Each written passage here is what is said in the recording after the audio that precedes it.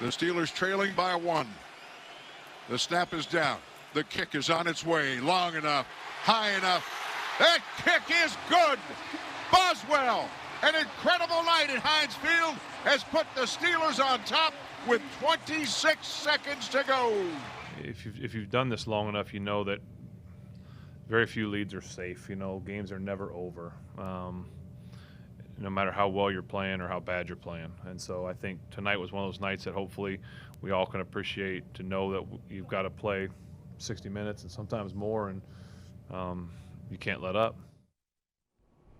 Hi everybody, welcome to the Extra Point presented by Microsoft Surface. I'm Missi Matthews with Bob Pompeani. It is a Victory Tuesday here at the UPMC Rooney Sports Complex, a wild one at Heinz Field. Monday Night Football, the Steelers beating the Bears 29-27, but they moved to 5-3.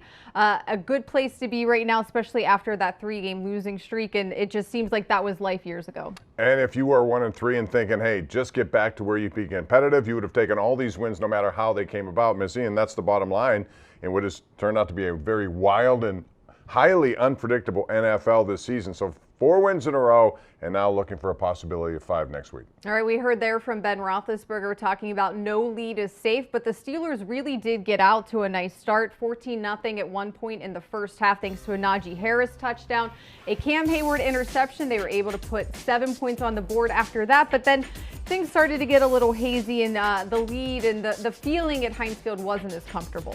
No, but you know, they took advantage when they had, like this Pat Freiermuth touchdown right here from Ben Roethlisberger. Good job by the offensive line and giving time for that play to develop, and then some, because that wasn't the original play, I'm sure, but it took some time.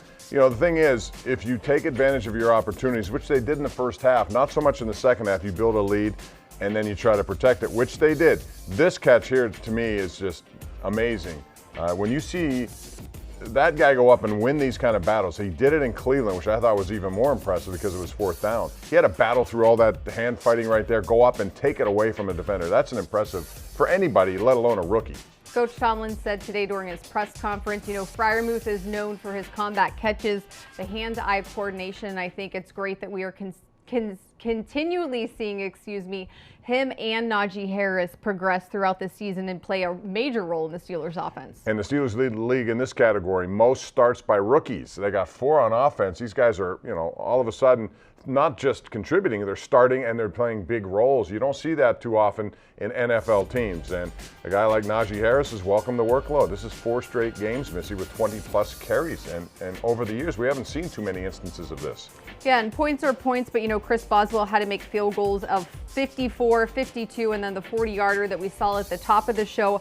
I really thought, you know, after Chris Boswell was able to recover the fumble, you know, the Steelers had to end up punting the ball. They weren't able to get points, and I feel like at that point, if they would have capitalized, it would have made the game go a lot smoother at the end. Yeah, it is. And, you know, the other thing, I think in the second half, you know, they may have gotten into more of a protective mode in Chicago.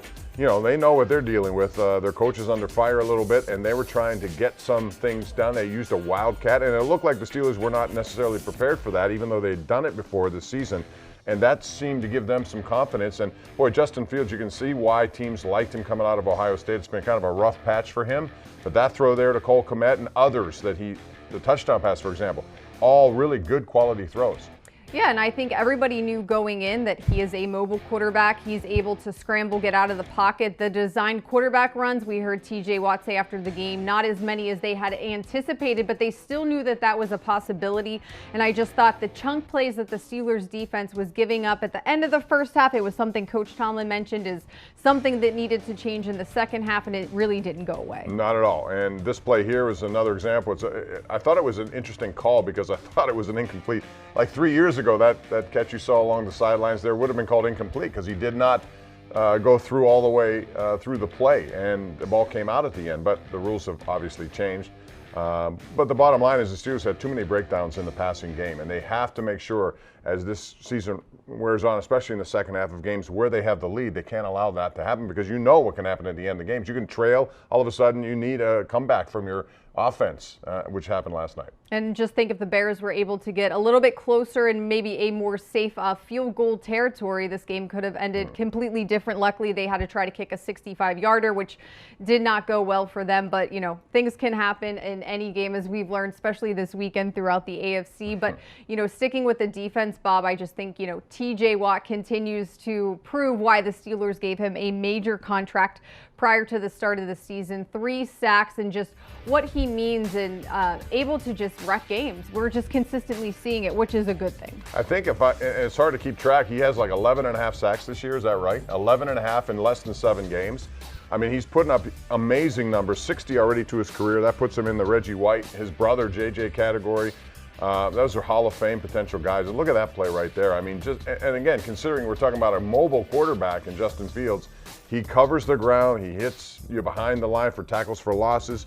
He had another deflection, gets his hands up there. I mean, he does it all, even though everyone knows he's the guy you got to watch. And yet on that one play, he came in, nobody was on him at all. Free reign to the quarterback. But sometimes I do think, you know, maybe tackles are a little anxious to get towards TJ Watt because they know that he's coming and going after their quarterback. But I think that's just, you know, the nature of the beast whenever you are number 90. He and number 97 both are doing a great job. Elite players on the Steelers defense and largely carrying them in big situations. So what an amazing season it's been for him so far. That's the SWAT at the end of the game. The Watt SWAT. The Watt SWAT. You have that, and you put that on top of all the other statistical things that he's done. It's pretty remarkable. He is on track, I would say, safely for Defensive Player of the Year in the NFL. No doubt about it. We've seen it the past few seasons. Hopefully this is the one where he does get it. But Cam Hayward, who you mentioned, the interception, I loved after the game he talked about how it was just a drill and something that he worked on Wednesday during practice with the equipment guys, the ball boys, and one of the strength and conditioning coaches, knowing that you're playing with a rookie quarterback, they don't look you off as much, and there was an opportunity, and it happened so fast. I was not sure what happened on that play, but you watch the replay, and, you know, Cam made a great play. And how about this celebration? Now, this is Cam Hayward. They know it's rare to get an interception, and you're right. When it happened, I wondered where the ball was.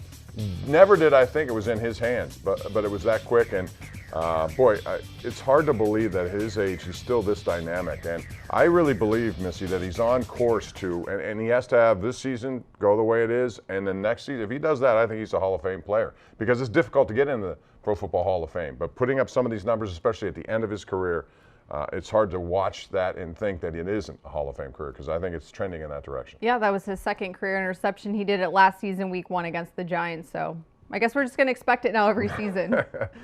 Expectations are going to go up. Cam, you got to do 3 next year.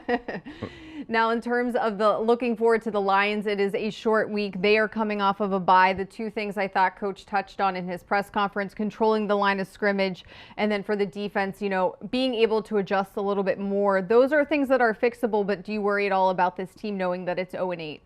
I think you have to, just because they've been so close before. Baltimore found out firsthand they should have lost that game. They got a generous call by the official and then a 66-yard Justin Tucker field goal. Otherwise, you know, the Steelers would be tied for the lead. But they're capable, especially if you allow them to be capable. And I think this is probably the toughest thing a head coach and a coaching staff can do, is to get guys to believe, you know, because people are people. They read, they see, oh, 0-8, it's the Lions, they're terrible. You can't think that way going into a game like this. And there are enough reminders, I think we saw, especially last week in the NFL, that you better watch, because Jacksonville can beat Buffalo on any given day. Who's to say the Lions can't come in here and win? All right, well, hopefully that is not the case. The good thing, the Steelers are sitting here on Tuesday at 5-3. Thanks so much for joining us here on the Extra Point presented by Microsoft Surface. For Bob Pompeani, I'm Missi Matthews. We'll see everybody next week.